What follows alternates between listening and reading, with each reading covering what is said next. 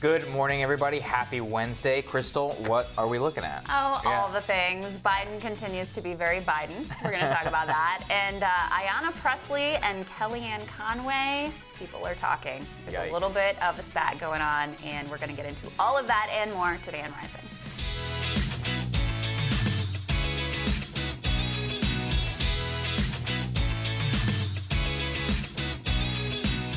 All right, Saagar, what you got this morning? Taking a look at Acela Joe. Now, for those of you watching who don't know what the Acela is, it is the nice version of the Amtrak, if there is such a thing. It's fancy. We should remember that Joe Biden branded himself Amtrak Joe. He rode the train here and back from Delaware every day, making himself an icon. And an icon, in many ways it fits because it's a failing system that he would be the spokesman for. But we learned from his new tax returns that Joe Biden has earned $15.6 million in the 2017-2018 timeframe. This from the man who famously branded himself middle-class Joe. He always prided himself on being one of the poorest members of Congress. It just demonstrates how deep the corruption in our system is, that the moment after an elected official leaves the second highest office in the land, that he can enrich himself to the tune of millions of dollars. Meanwhile, his pal, former President Barack Obama, has signed almost a $60 million deal. God knows how much more he's getting from Netflix and all the other companies and entertainment companies that he's creating. He's going to create a literal media empire, all from being a former president of the United States. But because Joe Biden is running to fulfill that office, we need to remember his promises to his new rich friends. Never forget this throughout this entire campaign. He told them nothing will fundamentally change at a recent Wall Street fundraiser. He even said this in front of the press. He feels no shame. He does not understand how broken our system is and how that money in politics has fundamentally corrupted and lost the faith of millions in our system.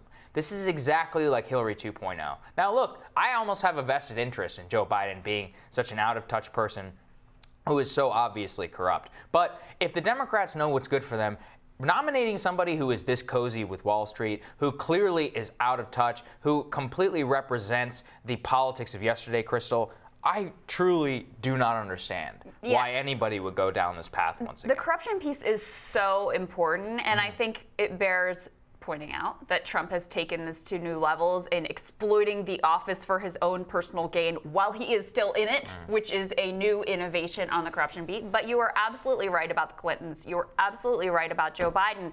I have a radical view on this thing. I don't think it is too much to ask. We expect these people to be actual public servants. They are supposed to be serving our country selflessly.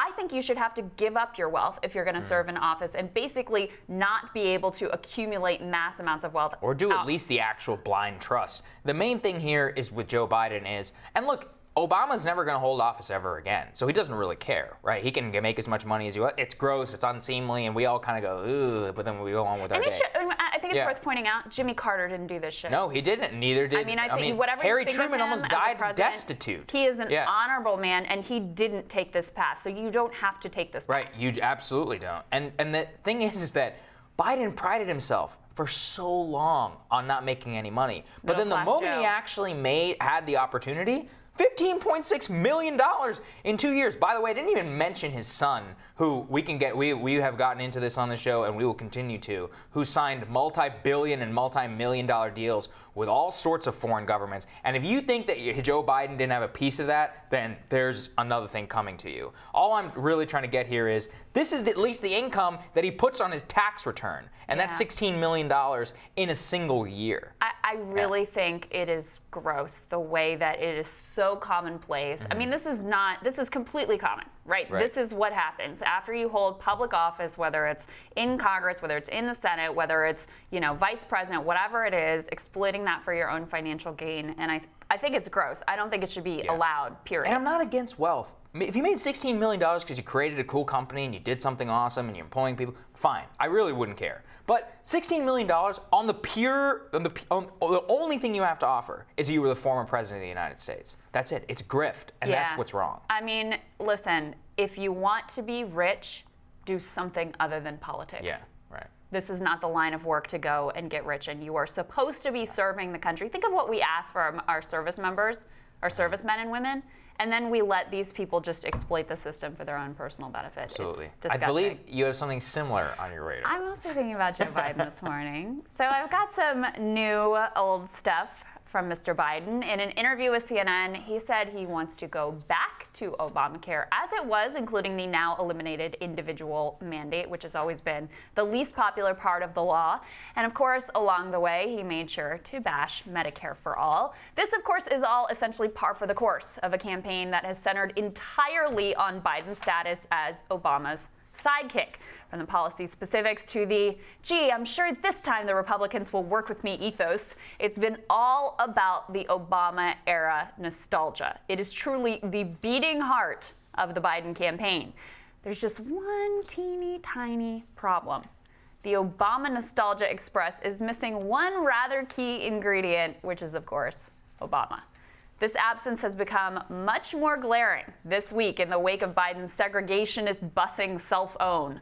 Just think about this. So both of the African Americans running for president have attacked Biden on his civil rights record and have been extremely effective. Biden's poll numbers have dropped, and whatever aura of inevitability was centered around him has completely crumbled. Yet even facing this direct onslaught on issues of race and civil rights, the Obamas have remained completely silent. Here, for example, is what the former First Lady had to say. What, if anything, would you like to say about the Kamala Biden dust-up? He apologized today. You've been following that. Do you have any thoughts about that? I do not. Okay. Gayle King gave Michelle Obama every chance, repeated times, to throw Biden a lifeline here, and she flat out refused. It was kind of cold. Now consider, there is literally no one in the world who would know whether Biden would make a good president or not, more so than Barack Obama. And also consider that this is the second time that Obama has declined to support Biden for the job. By all accounts, Obama chose his one-time nemesis Hillary Clinton over Biden back in 2016. Don't you think if former President Obama really thought Biden would be spectacular as president, he'd probably say so? And it's not just the Obamas themselves who have taken a pass on supporting Biden. The Washington Post interviewed 53 former Obama advisors, senior White House and cabinet staff, and campaign professionals. Only 8 of the 53 at that time were supporting Biden. So perhaps we should listen to what these folks are not saying, because sometimes silence speaks volumes. And I just think, Saagar, especially in the wake of this particular moment, for the Obamas to just completely stay out of it, these are the people that would know.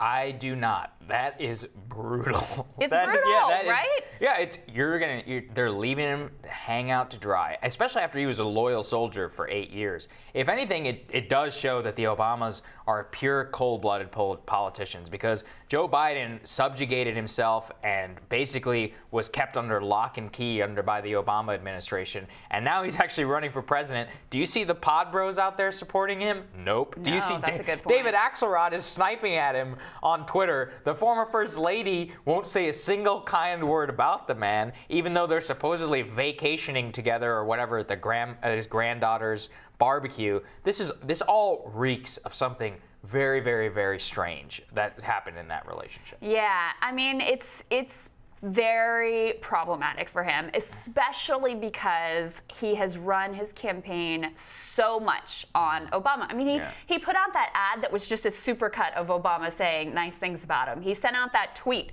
that cringy tweet that you talked about with the friendship bracelet that said Barack and Joe. I mean, that is the entirety of his campaign is, I was there for Obama, vote for me, and we'll just pretend like none of this ever happened. Barack Obama is probably one of the smartest people to ever sit in the Oval Office, and he knows exactly who he wants to carry on his legacy. He chose twice not to support Joe Biden, and that should tell you everything there is to know about Joe Biden's campaign. Yeah, I'm not sure that choice of Hillary first time around was the right one, though, frankly. Next up on Rising. What happens when your insurance company disagrees with your doctor's office on cost? Patients often get caught footing the bill for the difference. Indiana Congressman Dr. Larry Bouchon explains how new legislation aims to combat this dilemma when Rising returns.